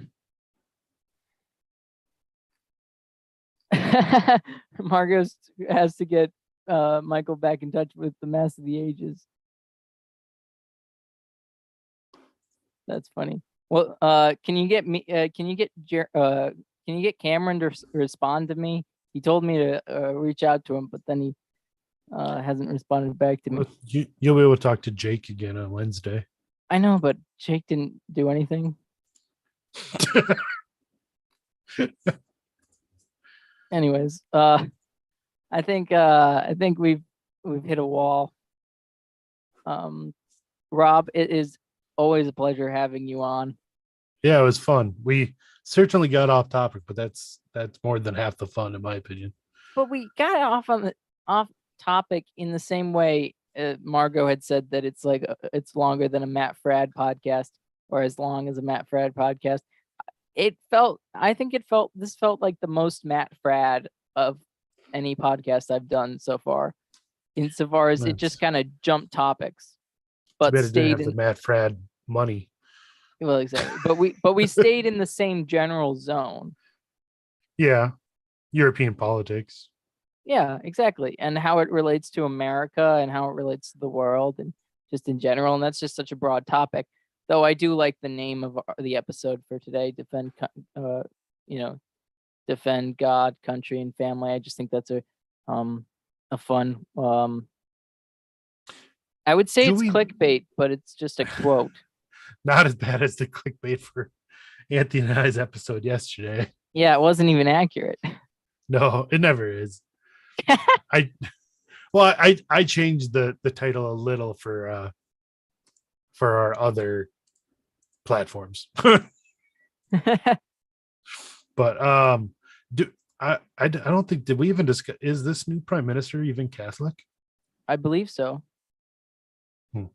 But she seems more like kind of the Matt Walsh kind of Catholic, not like expressing that he's Catholic all the time, but just that he's Right. Christian or that she's Christian. You know, I feel like that's because she's talking, but then again, I'm always confused because in Italy, if you said Christian, I would assume Catholic. Yeah, they don't. In Italy, Like I suppose you're either Catholic, nothing, or Catholic and nothing must make up most. 80 to 90%. Yeah, Whereas and in the US, it's Catholic is what I think 30%, at least if you're including nominal Catholics, 30%. Protestantism, especially evangelical, has to be what, another 30%, and then nothing's got to be about 40, I would imagine. mhm. But yeah, it's interesting. But yeah, before we go, I'm just gonna put the link to the Queen episode, the Queen Elizabeth and Charles That III, and was a good episode. Peter not only knows his stuff, but he's like Europeans tend to be. He's very measured. He could, measured and nuanced. Like I love how he clearly had a lot of respect and decorum for the queen, but also he clearly recognized her shortcomings too and was honest about it. Whereas yeah, everyone, at least in America, seems to be on one, like everything is on one side or the other. I can't stand being on one side or the other. Like I'm tired of that. That's why I don't listen to politics very much. This is the most political thing that I kind of want to get into. I mean, even the Queen's death didn't even feel that political to me. It shouldn't have in an ideal Mhm. world, right? I mean, in some sense, it just naturally is political. It just Well, seems right. more. It actually should have been more political, in my opinion. It's more cultural than anything else because of what the monarchy is there. Yeah. I think we in America, and maybe just in the modern world, tend to take the word political too much to mean, once again, left versus right. When it's really, I mean, everything in a sense is political, right? Mhm. Because politics is really how it's a mix of economics and religion and morality and all of that, how it plays out in the real world. That's politics. So, Yeah. Also, I just want to get all my British guests together for an episode at some point. Look out for that, everyone. Maybe one day I'll get all my British guests. you mean like Uh, Gavin Ashton and Peter, and who else have you had? Apostolic Majesty. Um, if I want to bring in even like, did I say British or English? You said British, but careful Okay. about the Irish. Then I can also bring in Ross McEwen, who did a whole Jacobite podcast with me. He's Scottish. Yeah, he's Scottish. Um, very Scottish. I'm trying to think of anything. I mean, Peter from Bondi Radio is also Irish. Is he English and Irish? Yeah, Okay. yeah. I think he's probably half, or he has probably family that either like he may have. I don't know. I don't know how it works. Or it's complicated with them. Well, But yeah. Connor, you see, when a man loves a woman very much,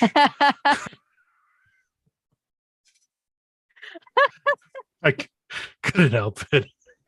Oh, that's so goofy. That's great. Also, everyone, I just taught I before I did this podcast, I taught sixth grade religious education. I've never seen sixth graders ask so many questions about Catholicism. They literally asked me questions for an hour and a half about like hell, about purgatory, about world religions, about angels, about demons. They just could not stop. So maybe we have hope in the future.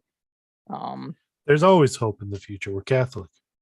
I know, no, I know, but like in the future, like humans, not just the future.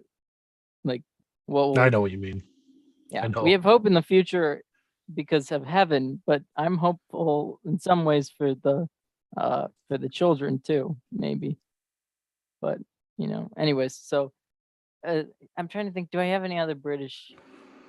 Uh, I always think of Charles as somewhat British, but he's not. I was gonna. He's not because he's French Canadian. / New Like York not and L.A. right. He ethnically is French Canadian, and but German. he's in German. He grew up in LA, has lived in New York, but yet he lives in Austria now. Yet his outlook is like worldview and outlook and mindset does seem so British in like the classical Yeah, like Chestertonian and Belloc sort of sense. I think that's what happens when you read a lot of British literature and stuff. Yeah, And I imagine. well, because I think he probably read more English speakers than, even though he does have the command of different languages. Oh, Yeah. Jeremiah just followed Margot on Twitter. Woohoo! I liked our Midwest chat. That was fun. That was a fun one. I liked that a lot. Yeah. I need to do I have an Australian one coming up at some point. I don't know when it will be. And who knows when I'll get Kennedy on. He's supposed to come on at some point, but it's been hard since I haven't a lot of time. We're gonna do a Marcel Lefebvre episode, but I haven't had time to read. So If have you read Open Letter to Confused Catholics? no, I'm just reading a biography to get that down, but I'm so slow. Or I have like 300 books that I've started reading, and I've made little progress in most of them. And it's really because I put so much work in podcasting and other things that I just like sometimes don't have time. So really, for all you watching, it's because of you, in a good way. Thank you. No, you're right. It takes up a lot of time. Takes And up so much energy. Yeah. I'm exhausted. I'm exhausted from teaching, and then I'm exhausted from podcasting. I'm exhausted of being exhausted. And then you got children. That's true. Yeah, I do. and you're working, and you've got a lot going on. So thank you for everything that you do, not just for me, but for everyone. Well, it's a hobby, right? I mean, I'm not gonna lie. I do it a lot for me because it's fun, and at first it wasn't as expensive as shooting, which used to be my old hobby. Because ammo is expensive, but this has turned really expensive too. Hey, well, there's at least a possibility of this becoming Maybe profitable. There's no expectation of shooting becoming popular. Not profitable. Not unless you start doing stuff, illegal stuff. Well, okay, we'll end it there. Yeah, but this would be when Mark from Tradman would tell me to just shut up and plead the fifth. Marco, stop telling me to go to sleep. I've been stressed this whole weekend. I'm finally done being stressed. I can finally just relax. Also Enoch tomorrow. I'm interviewing Enoch. Oh, you are? It won't be up tomorrow. It'll probably be up next week. But I'm interviewing Enoch, so that's exciting. What was there a specific subject or just about his music? I want to know, where he gets his inspiration, why he does what he does. And we'll see where it goes. Sent me a preview of the song that's going to be the single from this next album, and it is. I thought that came out already. I think this is going to be like the big single. because I thought he advertised the other one as a single, the one that's about Unite the Clans. yeah, That was a single. that and then there was the pro-life one from like 3 months ago too. But anyways, the one he sent me today is awesome. They're all awesome, but this one is true. I'm just gonna awesome. tomorrow. I'm just gonna listen to all his music on repeat, so I have it stuck in my head, so I can talk to him about it. What I would be interested. Have you seen? Do you watch Meaning of Catholic? On and off. On and off. They've Tim Flanders has had a couple of episodes about music, specifically his hypothesis that most modern music is shamanistic in at least some sense. I started to watch that episode, but then I got distracted because did he advertise Angela and Jason? Yes, it was the This Morning show. Yeah. So maybe I'll prep with that. It would be fun to have Tim and Enoch discuss that. Well, if somehow I don't know how to get Tim on, so I'm not. Maybe Tim would have to have Enoch on his channel. I don't know. Hey, no, I'm just. I don't know. Don't be mean to my channel. I'm not being mean to your channel. I still can't. I like the idea Mario came up with of combining Crisis. Is it Crisis? Crisis Lines or Plot Crisis? Plot Crisis. Or Plot Point or. Everyone, put in the chat whether or not you like Plot Crisis or Crisis Lines better. Anthony said Margot is mean. I suppose I should probably be expecting an invite from Eric Sammons to come on Crisis Point to talk about the Italian Prime Minister. I mean, that would be I guess. Yeah, given his you'll probably be on tomorrow in the middle of the day. I hope not. I work. Yeah, exactly. No, from work, you're going to be talking about the new Italian Prime Minister. You should add him and tell him on Twitter. Tell him like, I'm waiting for my DM. Yeah, you're waiting for your DM to come on to talk about the Italian Prime Minister. Yeah. I love that so much. Funny. It just keeps happening too. That's what happens when you try to make episodes that are relevant to something that's in the news cycle. Everyone ends up doing, at least from the outside, similar shows. At least it's I don't think Eric would let me talk about fascism though.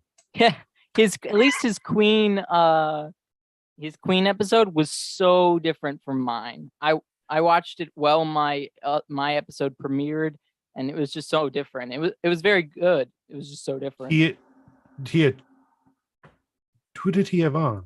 No one. It was Charles. Him. It was just him. It was different.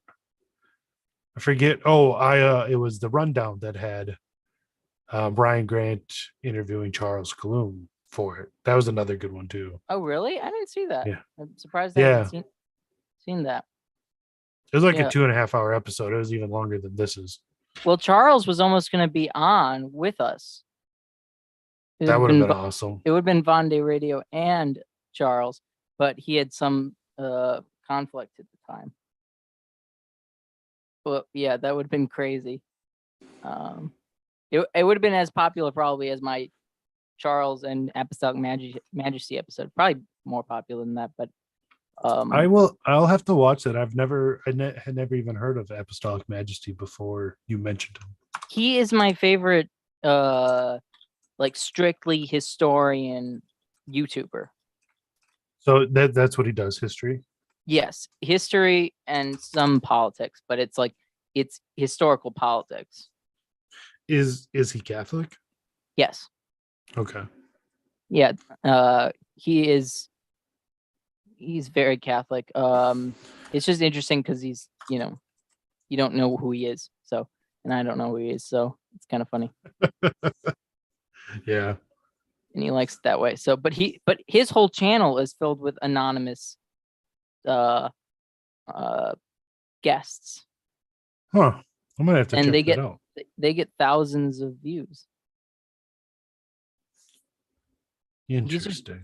Really impressive. You never see anybody's face or anything, but they know so much about what they about history, and they can talk so well that, and they're British or Scottish and stuff like that for the most part.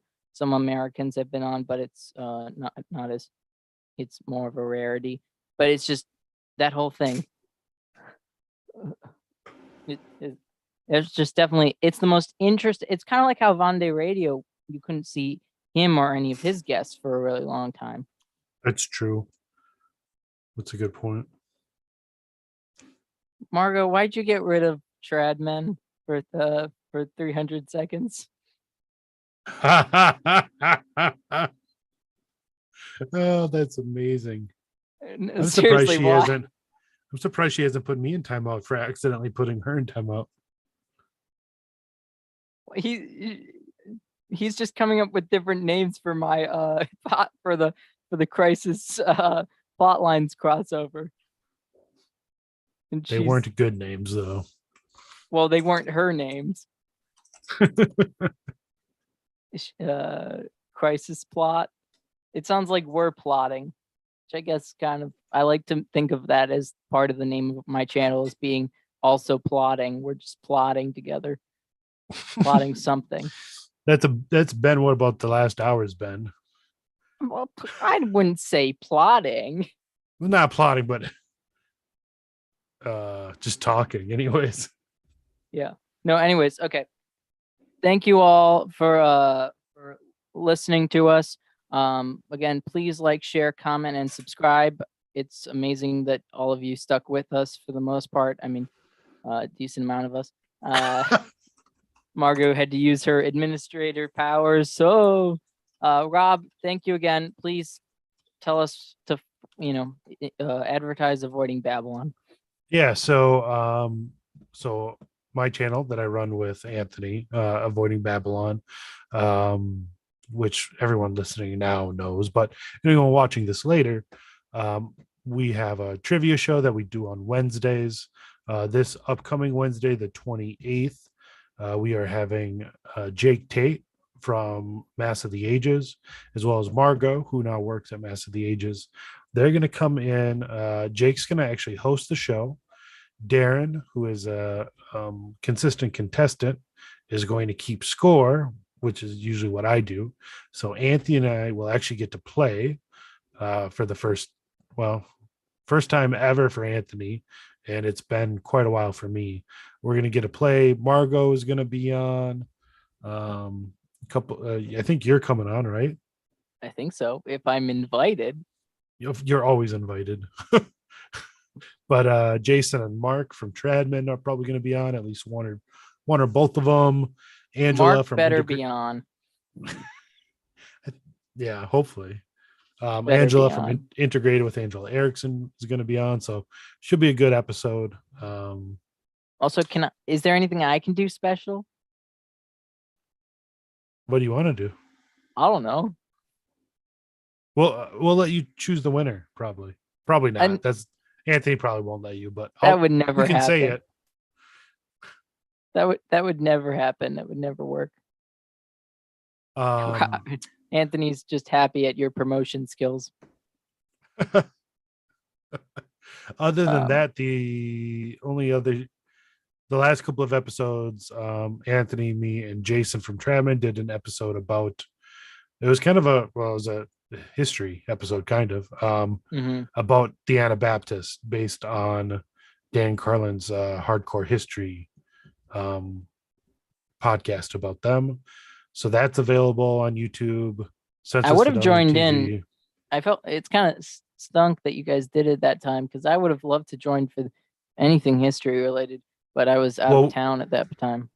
We plan on doing more, because you're just trying to steal my thing, aren't you? This is part of my thing, is the history channel. No, because we're not going to have. It's not going to be so much interviews. I think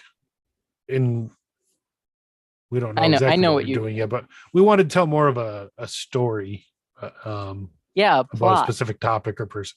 Yeah, I suppose it is kind of like you, I suppose. Uh-huh. Well, darn, now we're just the new Eric Sammons. Rip avoiding Babylon. um, but Anthony, I also did an episode yesterday about kind of an update about the whole Shia LaBeouf conversion. Yeah, the clickbait one. Yeah, the episode name makes it seem like the whole episode's about catching Word on Fire deleting trad comments, which, to be fair, it looks like there was at least a couple of comments that did get deleted. But it was more just talking about Shia's conversion and some other things Anthony and I had seen in his interview with John Bernthal. So Anthony knows Anthony confirmed you're stealing my ideas. for the record, that was actually Anthony's idea to do that episode. I thought it was well, he made everyone listen to it. Or listen to the Anabaptist thing. Or was that Jason? I don't know. I can't remember. Jason brought it up. Anthony said we should all listen to it and do an episode about it. Which I was down when I was invited, but then you guys did it on the complete wrong time. I'm sorry. Yeah. But if you want to listen to this whole 16 hours of Dan Carlin about the Mongols, I think that's what we're going to do next. Can't we listen to other people? You complain about this guy's views anyways. The Anabaptist just because of how it intersected with Catholicism, and he had, your average WASP. Yeah, your average WASP secular history about Catholicism and during the Reformation. So that was my only. I mean, I'd probably criticize 90% of historians for the same thing, right? But 90% of historians you understand. True. What? I said true. I thought you said rude. It was a little rude too, Connor. Come on. Why? How many other languages do you speak? A little bit of Russian. A little bit. Okay. That's about it. So Dostoevsky. Yeah. Dostoevsky's okay. I haven't read him in Russian. I wasn't at that level. That's for sure. Yeah, Anthony, it was your idea, and then they did it during your night shift. I don't really get the strategy. There was no strategy. We just wanted to talk about history. Oh yeah, you guys are silly. More planning. Nah, that's not nearly as fun. Fine. Ugh. Anyways, I always love talking to you, Rob. You too, man. Any time to talk with you is great. I'll always make Anthony feel like he's losing a friend. I'm always okay with that. Yeah, he's a little possessive, isn't he? He's a little bit, but he's Italian, and from New York, so I'm not surprised. No, Italians don't exist. Remember? Sorry, he's what area? Sicilian. He's Sicilian? Yeah, he's a horse eater. Interesting. I prefer those